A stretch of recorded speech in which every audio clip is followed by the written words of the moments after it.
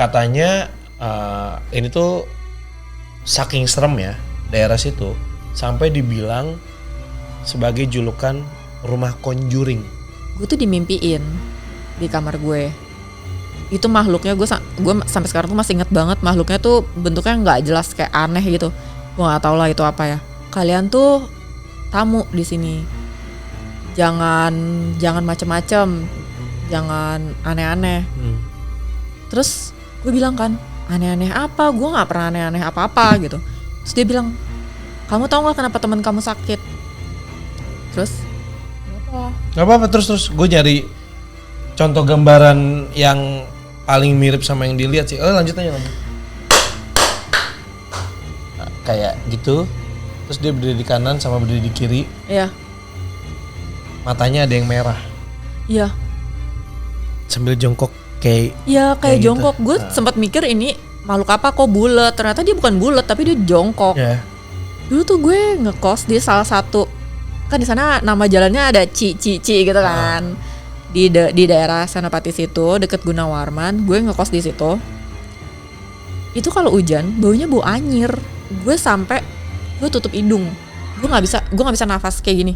Karena gue pasti bakal muntah. Gue bener yang gitu. Nah, tadi kan lu sempat cerita nih Ca mengenai ngekos. Ya. Ya kan, pengalaman lu. Katanya lu juga ini masih ada hubungannya sama Senopati karena lu ngekosnya di daerah situ kan. Ya. Katanya ini tuh saking serem ya daerah situ sampai dibilang sebagai julukan rumah conjuring. Ya.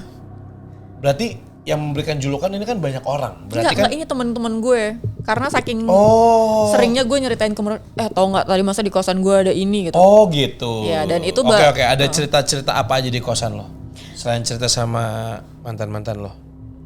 Nggak ada. Oh iya nggak ada. Ada sih. Jadi gini, awalnya gue ngekos di situ berdua sama teman gue sekamar karena itu satu-satunya kosan yang paling murah yang gue datengin ada di daerah situ. Semua kosan itu pada saat itu tahun 2012 atau 2013an itu harganya semuanya di atas 1,5 juta. Dan kosan itu cuma 800.000 bisa berdua. Gede. Kamarnya sih emang kecil, cuman menurut gue untuk jarak yang cuma bener-bener jalan kaki dari kosan ke kantor gue di Gunawarman, ya oke lah segitu, nggak apa-apa gitu. Berdua lagi? Iya, 400. Iya boleh berdua kan, irit banget kan. Udahlah gue ngekos di situ, terus nggak berapa lama temen gue ini sakit. Dia sakit, cuma demam doang, demam. Ini teman sekosan gue. Ya, roommate ya? Ya, demam yang gak sembuh-sembuh. Dia sampai gak masuk kantor, terus akhirnya maksain untuk masuk kantor, tapi terus pulang cepet. Minum obat warung juga gak sembuh, gak turun panasnya, sampai gue suruh ke dokter. Terus dia belum ke dokter juga, akhirnya dia ke dokter, terus kata dokter ini gak kenapa-napa, misalnya gak ada penyakit yang serius. Disuruh istirahat segala macam. Sampai di hari keberapa ya gue lupa, pokoknya tuh udah beberapa hari gue tuh dimimpiin di kamar gue. Jadi malam-malam gue tidur dan gue mimpi gue kebangun di kamar itu juga. Dan di atas lemarinya ada yang duduk. 2. Itu makhluknya gue sampai sekarang tuh masih inget banget, makhluknya tuh bentuknya gak jelas, kayak aneh gitu. Gue gak tahu lah itu apa ya. Yang pasti bentuknya kayak manusia tapi nggak ada kulitnya gitu ya? Kayak daging-daging gitu yang agak darah. Iya, pokoknya dia ada tangan, ada kakinya kayak ada manusia. Ada kaki tapi begitu dia berdirinya. Iya, pojok kanan dan pojok kiri. Kayak bukan berdiri tegak kayak manusia gitu. Bukan. Iya. Kayak, bentar bukain lemari gua. Lemari lu warnanya coklat apa putih ya waktu itu? Coklat. Oh ya oke. Oh yang putih temboknya ya? Iya. Nah. Kayak gitu. Terus dia berdiri di kanan sama berdiri di kiri. Iya. Matanya ada yang merah. Iya. Sambil jongkok kayak. Iya kayak gitu. jongkok. Gue sempat mikir ini makhluk apa kok bulat, ternyata dia bukan bulat tapi dia jongkok. Ya. Terus gue nanya kan, kalian siapa, ngapain di sini Ini gitu. dalam mimpi lu nih ya, lu komunikasi Iya. berarti. Oke. Gimana ya, gue kebangun, gue rasanya kayak kebangun, Ya. tapi di kamar gue sendiri dengan posisi gue kayak yang tadi gue waktu Kayak pertama tidur. Inception gitu ya. Iya. Terus gue nanya, kalian siapa, kalian ngapain di sini gitu. Terus mereka berdua ngomong katanya, kalian tuh tamu di sini, jangan macem-macem, jangan aneh-aneh. Terus gue bilang kan, aneh-aneh apa? Gue nggak pernah aneh-aneh apa-apa gitu. Terus dia bilang, kamu tahu nggak kenapa teman kamu sakit? Dia pernah bawa cowoknya ke situ, ke sini, ke kamar ini. Terus gue yang kayak, oh gitu ya? Ya, kasih tahu sama dia jangan pernah lagi bawa cowok ke sini. Kami nggak suka. Udah habis itu gue bangun terus gue diem aja, tapi gue nggak ngomong ke teman gue, kan gue nggak enak dong. Karena gue tipe yang gue nggak mau tahu lah orang mau ngapain, terserah dia gitu. Yang penting nggak ganggu gue gitu. Terus kenapa? Gak apa-apa, terus gue nyari contoh gambaran yang paling mirip sama yang dilihat sih. Lanjut aja. Terus habis itu udah lewat beberapa hari lah, gue akhirnya baru enggak lewat beberapa hari. Kalau nggak salah tuh sorenya gue baru ngomong ke dia. Gue bilang, gue mau nanya, tapi sorry ya, gue bukannya maksudnya ikut campur atau apa. Gue cuma dimimpiin doang. Mana tahu ini membantu lo gitu. Jadi gue semalam mimpi ada yang ngomong ke gue kalau lo tuh sakit karena penunggu sini, gue bilang. Mereka tuh nggak suka sama lo. Gue mau nanya deh, emang lo kemarin bawa cowok lo ya ke sini? Iya, dia bilang. Terus gue bilang, gue nggak mau tahu lo ngapain saat itu, tapi si penunggu itu cuma bilang sama gue, suruh sampein ke lo, jangan bawa cowok lagi ke sini karena mereka nggak suka. Dan jangan aneh-aneh, kita di sini baik-baik aja. Oh gitu ya, kata dia. Iya udah deh, iya gitu. Udah, itu gue ngomong ke dia sore kan setelah pulang kerja. Malam itu kita tidur, nggak ada apa-apa. Besok paginya dia udah sehat. Dan di hari dia ngerasa sehat, kayak nggak pernah sakit sama sekali. Dia sama sekali kayak udah seger aja gitu. Padahal kemarin dia nggak ada, kan biasanya kalau orang habis sakit tuh kayak pemulihan gitu. Kayak masih berangsur-angsur masih gitu. Dia lemas. langsung tiba-tiba kayak nggak sakit iya. gitu ya. Terus pagi-pagi itu kita mau mandi, mau berangkat ke kantor. Jadi kamar mandinya tuh di luar. Jadi ini tuh sebenarnya bukan kosan. Gue kasih gambaran ya. Di daerah kayak rumah tapi ada kamar-kamar yang dikosin. Iya, di atas, di lantai atas itu ada 4 kamar. Yang satu kamar asisten rumah tangganya, yang 3 kamar disewain. 2 kamarnya ini kecil, yang satu gede di balkon, yang ada balkonnya. Terus kita dapat kamarnya yang kecil, yang balkon itu yang nempatin suami istri. Kamar mandinya kita sharing 3 kamar ini. Terus pas kita lagi antri mau mandi, di dalam kamar mandi ada si istri orang yang tinggal di kamar paling gede ini. Terus kita tahu nih tiap hari suaminya tuh emang pergi duluan, istrinya belakangan. Istrinya ini lagi hamil gede. Nah terus tiba-tiba dia gedor-gedor pintu. Terus kita gedor pintu kamar mandi. Gedor pintu kamar mandi. Dari dalam. Iya. Dia di dalam kamar mandi. Iya. Oke. Terus kenapa tuh? Mbak, kenapa Mbak? Gue sama temen gue nanyain si Mbak itu. Kenapa Mbak? Ini aku kekunci di dalam. Terus dia nangis, suaranya tuh udah nangis. Udah yang bener-bener aku kekunci di dalam gitu. Dia bahkan udah nggak, Mbak boleh tolong bukain nggak, ini aku kekunci. Enggak kayak gitu ngomongnya. Udah histeris lah pokoknya. Iya. Tapi kita dengar dari tadi dia bahkan nggak minta tolong apapun gitu. Dia nggak. Jadi itu pertama kalinya dia ngomong langsung sehisteris itu, langsung nangis. Terus akhirnya kita panggilin bapak kosannya dong di bawah. Mereka tinggal di bawah semua, nggak ada yang tinggal di atas kan. Gue panggilin bapak kosannya sama mbaknya juga, si ART-nya itu. Mereka naik, buka ini tuh, emang buka itu lama banget. Jadi kuncinya tuh emang agak macet. Nge-slip gitu kan. Iya, emang rada macet. Terus Itu lama kayak mungkin 20 menitan deh, 15-20 menitan baru kebuka. Begitu kebuka itu dia kondisinya lagi bener-bener nangis, rambutnya berantakan, terus dia pakai kaos, masih pakai anduk gitu bawahnya, terus dia nangis bener-bener yang terus dia buka pintu kamar mandinya, langsung lari ke kamar. Dia bahkan nggak bilang makasih, nggak bilang apa. Terus kita yang kasian juga ya mbak itu, mana lagi hamil gitu kan.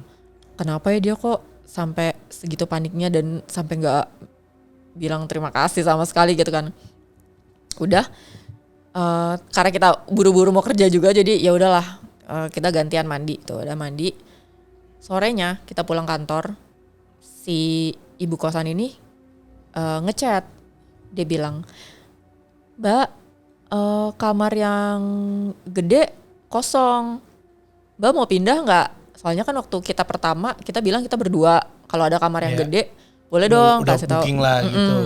Terus tiba-tiba kamar yang gede keluar, terus kita bingung kan, hah? Tadi pagi orangnya masih ada bu? Gue bilang gitu kan. Iya tadi dia siang langsung bilang mau pindah, terus langsung pindah orangnya. Sekarang udah nggak ada. Jadi kalau mbak mau, besok mbak bisa pindah ke situ.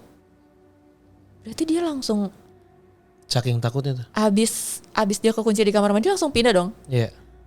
Lu ngelihat apa di kamar mandi sampai lu memutuskan pindah kosan hari detik itu juga. Iya nggak sih? Dari kaca bukan sih? Dia ngeliatnya. Kacanya gede banget lagi dan berkarat-karat gitu. Iya. Gue nggak tahu dia ngelihat apa sampai dia memutuskan untuk pindah detik itu juga. Kacanya panjang ya dia. Iya, memanjang. Minum dulu ya, gue deg-degan nih. Tadi gue udah spill tuh. Pas kelihatan sama gue tadi, gue ngomong ke kamera tapi gak pakai suara, gue bilang. Itu emang. Jadi posisinya dia lagi mau, gue gak tahu lu dapat cerita, tapi gue coba ceritain dikit dari apa yang gue lihat. Dia habis selesai mandi mau ngeringin rambut. Dia ngeliat dari pantulan kaca di pojok di deket toilet.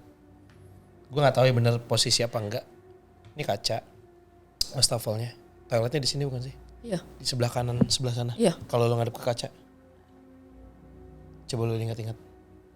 Aduh lupa lagi. Tapi emang toiletnya emang di pojok. Cuman gue lupa sejajar sama kaca atau di seberangnya kaca. Seberangnya kaca. Tapi toiletnya emang di pojok sih. Tapi oke, nggak tahu ya toiletnya di seberangnya kaca apa enggak. Tapi posisinya si sosok itu tuh kayak misalnya ini kaca nih. Kan lu ngeliat gini.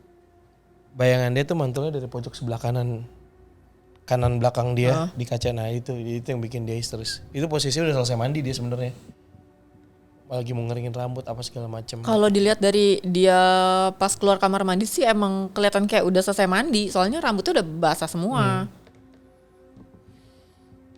Itu tau nggak, saking gue ngerasa auranya serem banget, itu kan pintunya susah ya untuk dikunci dan dibukanya. Gue tuh jarang nutup kamar mandi kalau gue lagi mandi. Karena gue tahu juga nggak ada orang anyway kan. Jadi ya udah gue kalau mandi nggak pernah gue kunci. Karena gue itu ada rolling door-nya lagi nggak sih yang pas di bagian tempat mandi, pintu yang bisa digeser gitu? Atau blank aja gitu? kayaknya langsung lost gitu deh. Lost gitu ya? Iya. Itu tuh kayak tipe gue pikir sih mungkin tadinya ada bathtub ya. Tapi terus dibongkar. Soalnya kamar mandinya gede banget tapi nggak ada apa-apanya. Bener-bener cuma ada wastafel, kaca, sama toilet. Iya. Kalau kamar mandi yang beneran kan antara ada bathtub atau ada bak mandi kan. Ini nggak ada. Jadi cuma ada shower doang. Dan itu terlalu gede sih buat kamar mandi yang. Ya karena bathtubnya diangkat gitu. Iya, kayaknya emang dibongkar bathtubnya. Terus udah akhirnya kita pindahlah ke kamar yang gede itu. Kita pikir aman nih kan, kamar gede.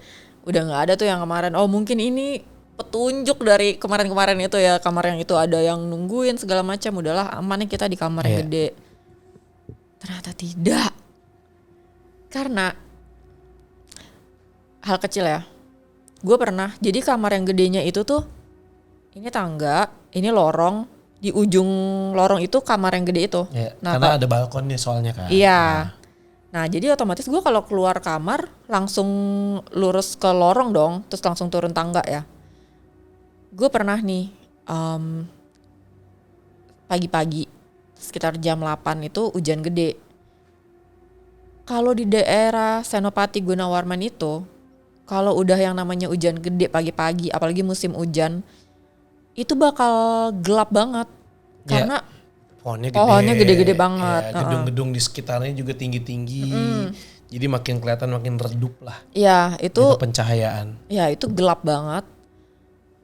Terus gue keluar kamar udah dengan siap gini. Gue mikir gini, sepi banget nih, gelap banget lagi. Ya sendiri loh? Iya.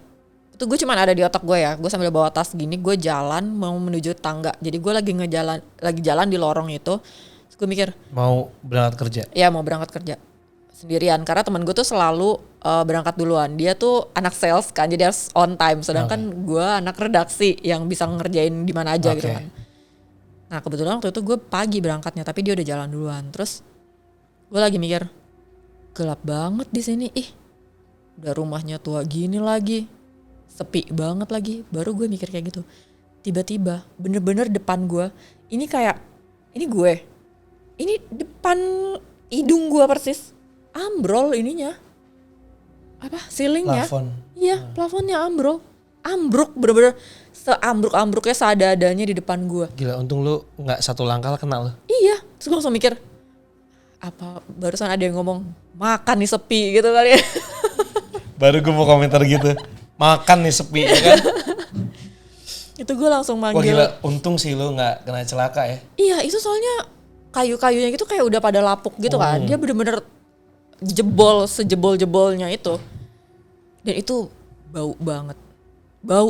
Gue nggak tahu kenapa rumah itu bau banget. Dan karena belum direnovasi. Renovasinya bukan renovasi total.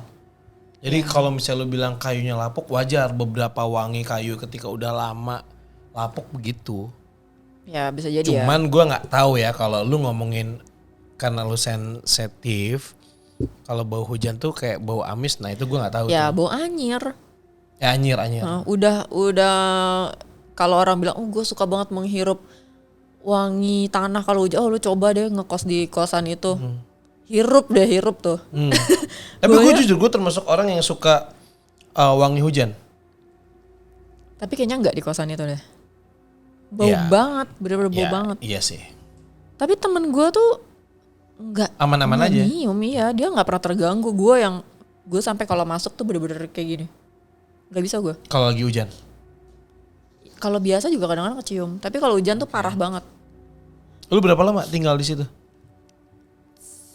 Setahunan kayaknya. Udah terus gue pernah juga waktu itu malam-malam gue lagi tidur. Di kamar yang baru nih ya. Di kamar yang baru gue tidur berdua temen gue.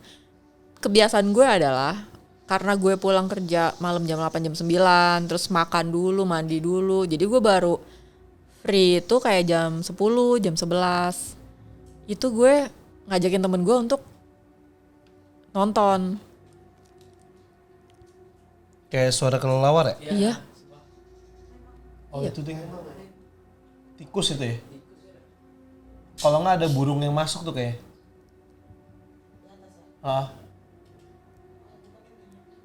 Lu buka? Suara burung? Hah? Ya buka untuk sirkulasi kan. Rame banget burung di atas tiba-tiba. Iya. Rame banget nih burung di atas. Lili, cek dong burung di atas, rame banget. Oh, Bentar. Ini nggak mungkin seramai ini sih burung. Kayak nggak cuma satu ya? Iya, ada banyak ini. Agak masuk soalnya di audio gue. Sebelum dia, sekarang kan dia cit gitu.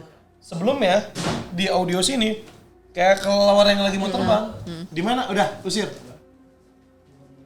Hah? Gitu dong. Gereja. Oke, kita kembali lagi ke topik. Itu kalau satu langkah aja lu maju, mungkin lu udah celaka, Cak. Itu bisa banget nimpa kepala gue karena isinya bener-bener kayu, batu, apa sih batako gitu kan dari atas. Kayak ya. Oh ada batunya, batakonya juga. Iya seinget gue pokoknya remah-remahan yang Remahannya kayunya lumayan. jatuh ya. semua gitu. Wow. Itu cuman gara-gara lu ngomong dalam hati dong kayak gitu. Nggak tahu ya, tapi waktunya emang pas banget sih, momennya pas banget gue ngomong sepi banget rumah tua gini gitu. Nah, rumah tua gini sepi banget, fix. Surprise, nggak sepi bro gitu. Nggak sepi ternyata, bisa Lu dibilang. cerita nggak sama si siapa yang punya kosan ini, yang punya rumah ini? Kayak ada yang aneh gak sih di rumah ini, atau lu sempet cerita gak sih nanya-nanya ke mereka gitu? Gue bahkan nggak pernah tahu pemilik yang sebenarnya tuh orangnya kayak apa sih. Oh ini tuh yang jaga doang rumahnya, kamarnya di bawah. Di bawah itu keluarga yang punya, tapi yang punya tuh bahkan nggak pernah keluar, nggak pernah nyapa kita pas kesana juga yang nunjukin kamarnya itu si mbaknya. Oh sama sekali gak pernah ngeliat mukanya? Enggak. Di rumah lantai bawah itu foto-foto gak ada? Kita kalau masuk itu lewat dapur. Jadi ada pintu. Oh gak lewat pintu Enggak, utama. enggak. Oke. Dan di dapur itu ada pintu lagi untuk ke dalam. Jadi kita benar-benar nggak tahu dalam rumahnya kayak apa. Yang waktu nolongin ibu hamil buka pintu itu juga kita nggak tahu itu siapanya. Ya mungkin dia yang punya. Pokoknya dia bapak-bapak. Mungkin dia yang punya atau itu siapanya. Soalnya lumayan banyak orang di bawah. Kayak satu keluarga. Ada ibu-ibu, bapak-bapak. Bapak-bapaknya ada 2 dan anaknya juga udah gede-gede, udah dewasa iya, gitu. Jadi gue nggak tahu sebenarnya tuh siapa yang ngelola ini, yang gue biasa WhatsAppan bayar kosan tuh sama siapa gue nggak tahu. Oke. Terus abis itu ada pengalaman apa lagi? Karena kan ini kan akhirnya mendapatkan julukan ini dari teman-teman lu. Ya, Akhirnya rumah ini tuh menjadi rumah conjuring. ya. Nah, gue Pasti itu ada lagi dong. gue itu punya kebiasaan. Sebentar. Sebelum lu lanjut cerita, sorry gue tunjukin sesuatu. Lu kelihatan nggak di sini?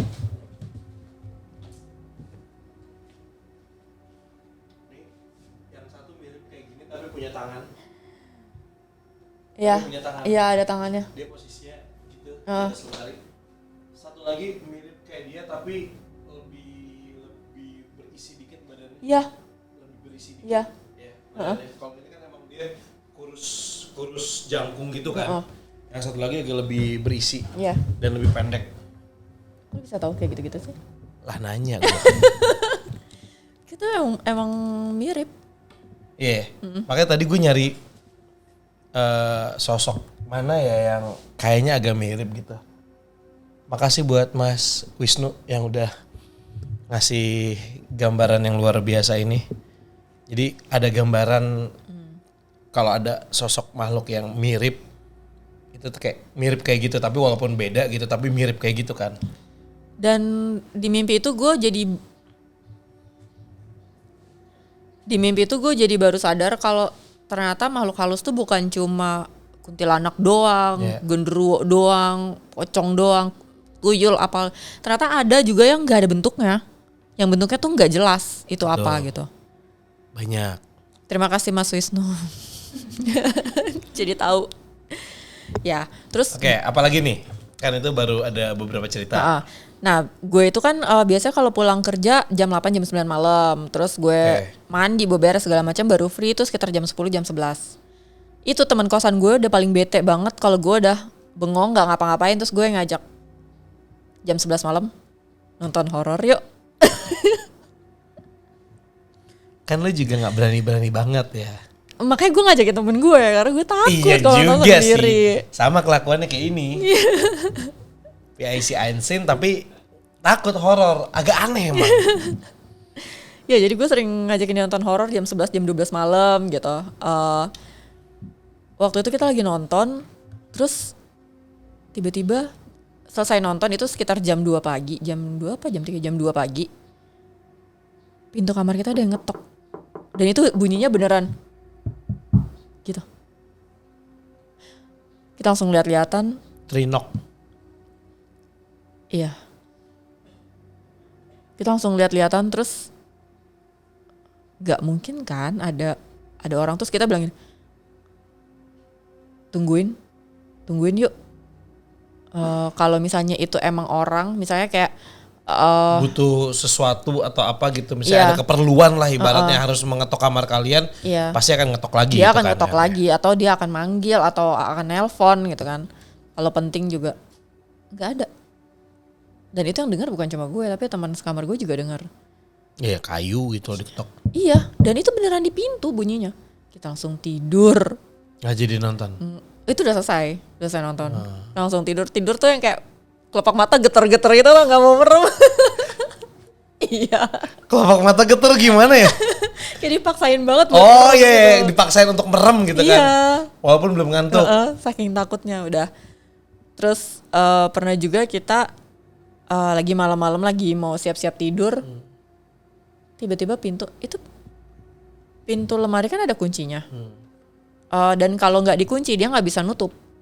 Jadi selalu kayak dikunci. Kebuka gitu. Ya dia akan ngayun sendiri kalau nggak dikunci.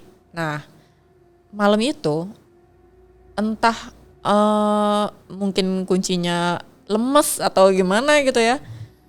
Tiba-tiba dia seletak kebuka terus ngayun. Jadi ada proses kuncinya bletak terus ngayun. Apa deh tuh kira-kira kan? Oke. Karena gini, kalau misalnya kuncinya itu tidak tersangkut, mestinya dia udah ngek duluan kan. Iya. Dari awal juga Dari udah awal. udah nganga lah ibaratnya. Cuman kalau karena ini posisinya celetek, ngek itu Dan dari tadi dia diem loh. Dari tadi dia diem aja. tertutup dengan sempurna. Iya.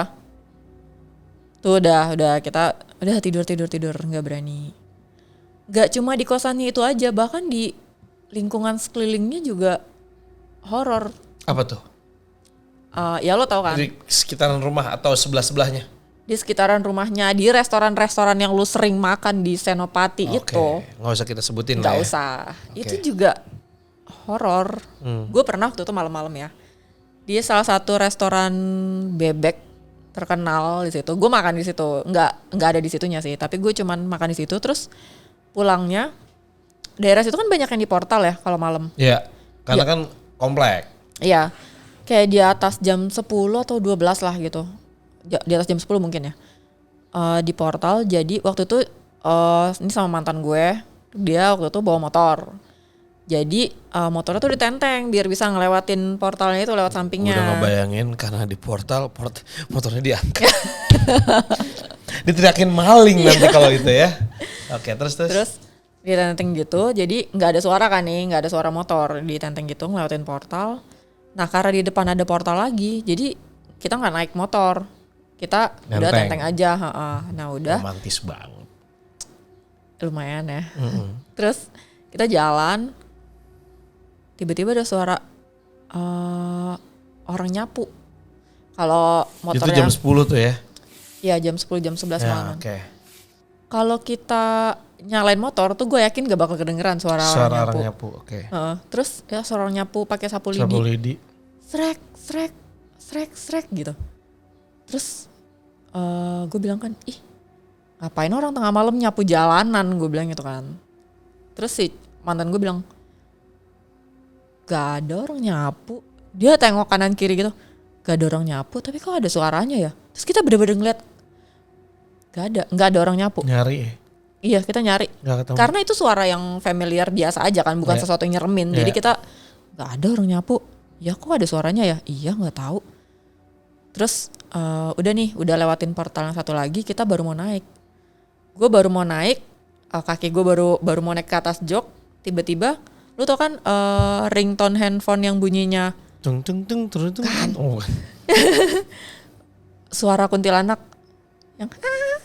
yang gitu. itu handphone siapa pakai Handphone kayak zaman gitu? dulu, sumpah handphone Oh zaman my dulu ada yang kayak gitu. god, oh my god, oh Ada. my god, iseng banget. Iya gue dulu tuh sempat viral tuh suara ringtone handphone. Kalau sekarang kan orang gak ada yang pakai ringtone kan, nggak Iya. tahu kalau masih ada ya. Dulu tuh ada kayak gitu, terus bunyinya tuh yang kayak gitu, suara kunti gitu. Terus itu ada suara kayak gitu, suara cekikikan nyaring. Terus mantan gue itu karena dia tahu gue suka horor, gue suka nonton film horor, dia ngomelin gue bilang, Apa sih pakai ringtone itu? iya. Lah kayak gue mantannya. Iya. Bener kan kalimatnya gitu? Iya, jangan pakai ringtone itu sih, ngapain sih? Serem tahu. Aduh, sampai kesel gue. Ingat mantan nih dia tiba-tiba. Iya. Residu mantannya tergambar tiba-tiba. Dia bilang serem tahu. Jangan bercanda-bercanda kayak gitu ini udah malam, banyak pohon lagi di sini. Ngomel-ngomel deh, pokoknya yang mantan gue tuh rada penakut gitu orangnya. Terus gue cuman yang diem yang, aku kira itu kamu. Ya kali aku yang nyetel, mana mungkin kata dia. Tapi aku juga nggak pakai ringtone itu, handphone aku nggak aku pakein ringtone. Kita cuma lihat-lihatan. Naik. Langsung kita naik motor, pas baru mau nyalain motor, tiba-tiba suara itu kedengeran lagi, tapi Suara ketawa. ya suara ketawa itu ada lagi, gitu. Terus pohon-pohon yang di atas kita bunyi, daun-daunnya tuh bunyi yang gitu. Gue nggak berani nengok ke atas karena itu pas banget di atas kepala gue, kan kalau di daerah sana pohonnya tuh bisa kayak gini kan, atasnya. Wah, gue langsung nyalain motor lo, nyalain. Terus kita langsung tancap gas di situ, balik ke kosan. Dia nggak ikut ke kosan. Yang gue juga nggak nanya. Gue juga nggak nanya karena nggak mungkin ikut ke kosan, paling cuma nyampe kosan, habis itu dia pulang kan. Kan gue nggak kosan sama temen gue soalnya. Betul, satu itu. Kedua kan nggak mungkin lu tiba-tiba besoknya sakit kan? Enggak. Karena pulang malam masuk angin. Iya. Gitu. Wah banyak ya ternyata ya. Iya. Itu makanya gue sampai sekarang kalau misalnya ada temen gue yang ngajakin, kita nongkrong di mana, di Senopati. Pulangnya jangan sampai pagi ya. Kalau enggak SCBD gue mau deh, tapi jangan di Senopati dong, takut gue. Lu ada traumatik ya? Iya, gue sampai sekarang nggak pernah mau nongkrong di sana. Ya baru gue mau ngajakin nanti malam. Jangan di Senopati. Seru tau. Apalagi sama gua. Iya deh, mungkin takut ya sama lo. Siapa? Setannya. Gue pikir mantan lo. Oke, itu dia beberapa cerita yang wow ternyata ini dialamin sama Tacha tuh cukup lumayan intens ya. Oke, thank you banget Ca. Sama-sama, makasih juga udah diundang lagi ke sini. Lumayan ya tadi di awal-awal gue juga agak mual walaupun belum ngopi. Oke, untuk next episode-nya kita akan ini video dulu ya. Abis itu video ya. Ya kan? Abis ini kita akan mereview video-video yang apakah menurut Tacha ini real or no real. Real or not gitu aja lah. Gitu. Jadi stay tune, minggu depan kita akan balik lagi masih sama Tacha. Makasih Tacha sekali lagi.